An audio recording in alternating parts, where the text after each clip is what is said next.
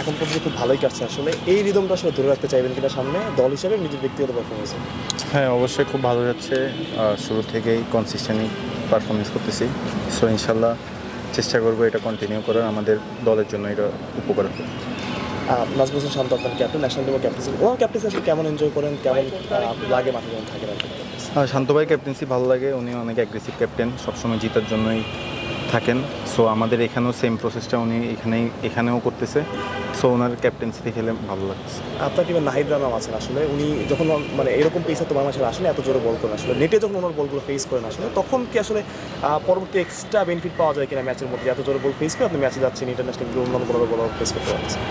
জি, ওইটা তো অবশ্যই। ও 140+, 145+ বোলিং করতেছে। সো ওর বলটা এখানে খেলে ম্যাচে গেলে অন্যান্য বলার বল একটু ইজি মনে হয়, বা একটু জোরে বলার আসলেও মানে বোঝায় না যে না ঠিক আছে টাফ খেলতেছি। সো এটা আমরা এখানে খেলে অভ্যস্ত হচ্ছে, এখানের জন্য আমাদের ইজি হয়ে যাচ্ছে। সবার তার ব্যক্তিগত লক্ষ্য থাকে আসলে, ওপেনারদের দেখেছি আমরা 600, 700, 800, 1000 রানও করতে আসলে। আপনার লক্ষ্যটা কী থাকবে এবার বিপিএলের শেষ পর্যন্ত? ব্যক্তিগত ওইভাবে কোনো লক্ষ্য সেট করা নাই, just match by match consistency performance করার ট্রাই করবো। ইনশাল্লাহ এটা করতেছি। সো এটা কন্টিনিউ ধরে রাখার চেষ্টা করবো। ভাই রিয়াদ ভাইয়ের সাথে আপনিও খেলেছেন, ইভেন আপনার যখন অভিষেক তখন রিয়াদ ভাই দলে ছিলেন আসলে, তিনি অবসর রেখেছেন। কতটা মিস করবেন রিয়াদকে ন্যাশনাল টিমে?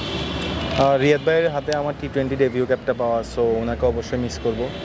উনি আমাদের দেশের জন্য অনেক করছে, অনেক ম্যাচ জিতাইছে ভাইটাল মোমেন্টে। সো ওনাকে আমরা মিস করব। কালকে ম্যাচটা নিয়ে একটু কিছু বলতেন। একটা ম্যাচ সম্ভবত আপনার হেরেছে, তারপর সবগুলো আসলে আপনারা জিতেছেন আসলে। কালকের ম্যাচটা নিশ্চিত করে ওইভাবেই প্ল্যান করবেন, প্রতিপক্ষ যেই হোক। জি, এখানে সব টিমই ভালো করতেছে এবার। সো কাউকে ছোট করে দেখার ওয়ে নেই। সো সব ম্যাচে বড় ম্যাচগুলো বা যেমনই প্ল্যানিং থাকে আমাদের ওরকমই থাকবে জেতার জন্য। ইমন, নিজেকে যেভাবে প্রিপেয়ার করছেন, আপনি আবাহনীতে ধারাবাহিক খেলছেন এবং ন্যাশনাল টিমের সুযোগ পেয়েছিলেন, তেমন খেলার সুযোগ হয়নি। কীভাবে প্রস্তুত রাখছেন নিজেকে, সামনে পরবর্তীতে যদি সুযোগ হয় তখন আপনি কতটুকু দেওয়ার সামর্থ্য রাখতে পারেন? ফোকাসটা আপাতত এখানে আছে, এখানে পারফরমেন্স করার চেষ্টা করব ইনশাল্লাহ। এখানে কনসিস্টেন্সি থাকলে তখন এখানে সুযোগ আসলে ওটা এখানে দেখা যাবে। ইমন, একটু out of the box question করি, আপনি যে লাস্ট বিপিএলে চিটাগং কিংসের হয়ে খেলেছেন, ওখানে পারিশ্রমিক শুধু একটা সমস্যা ছিল, আপনি কত পার্সেন্ট পারিশ্রমিক পেয়েছেন? কিংবা 50%। 50%? আর এখনও পাইনি। ওইভাবে কোনো কথাবার্তা হয়েছে না তার সাথে বা দেওয়ার ব্যাপারে?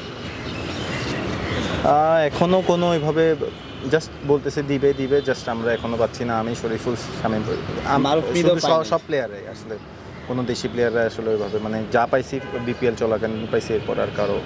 ভাই অ্যাজ এ প্লেয়ার হিসেবে আসলে কত ডিসরেসপেক্টফুল যদি খেলার পর আসলে পারিশ্রমিকের জন্য চিন্তা থাকতে হয়। আসলে আমাদের ফোকাসটা থাকে হচ্ছিল অলওয়েজ পারফরমেন্সের উপর। আমাদের প্ল্যান থাকবে হচ্ছিল যে পারফরমেন্স কীভাবে করবো, আরও বিল্ড আপ করবো মানে।